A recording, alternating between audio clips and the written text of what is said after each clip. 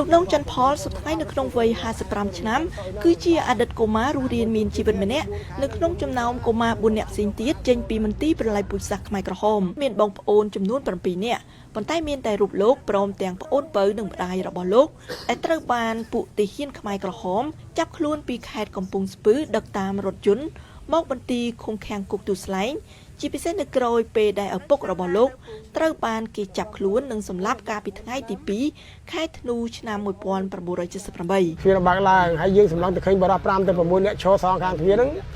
មានកាន់កំភ្លើងហើយគេស្រែកសម្លុតឲ្យម្ដាយយើងចុះចេញពីរថយន្ត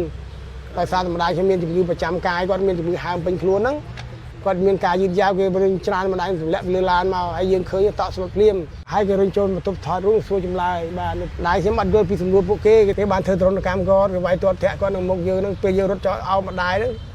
ក៏គេវាយយើងត្រូវពីក្រោយដែររហូតខ្ញុំទៅនៅកម្លាំងព្រឹបហើយជា5ឆ្នាំ6ឆ្នាំក៏នៅតែឈឺខ្នងជាសាក់សីរស់ដ៏កម្រម្នាក់ចេញពីរបបប្រល័យពូជសាសន៍ខ្មែរក្រហមលោកនងច័ន្ទផលបានសម្រេចចិត្តនៅក្នុងការដាក់ពាក្យបណ្ដឹង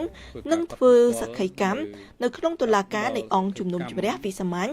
នៃតុលាការកម្ពុជានៅក្នុងឆ្នាំ2009យុទ្ធធម៌វាមិនបាន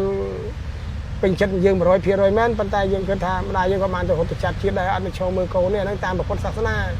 ទៅតែរកយុទ្ធធម៌ឲ្យពុកម្ដាយទោះតិចច្រើនទៅតែរកឲ្យគាត់កុំឲ្យគាត់នៅឈរពួយសម្លឹងមករងចាំកូនការជិះចាប់របស់លោកនងច័ន្ទផលហាក់នៅពុំទាន់រលាយសាបសូន្យអំពីការចងចាំរបស់គាត់នៅឡើយសម្រាប់លោកនងច័ន្ទផលលោកក្រិតកម្មប្រឆាំងមនុស្សជាតិនិងអំពើប្រល័យពូជសាសន៍ក្នុងរបបខ្មែរក្រហមគឺជាស្រមោលខ្មៅមួយដែលដិតដាមនៅក្នុងចិត្តរបស់ជនរងគ្រោះគ្រប់រូប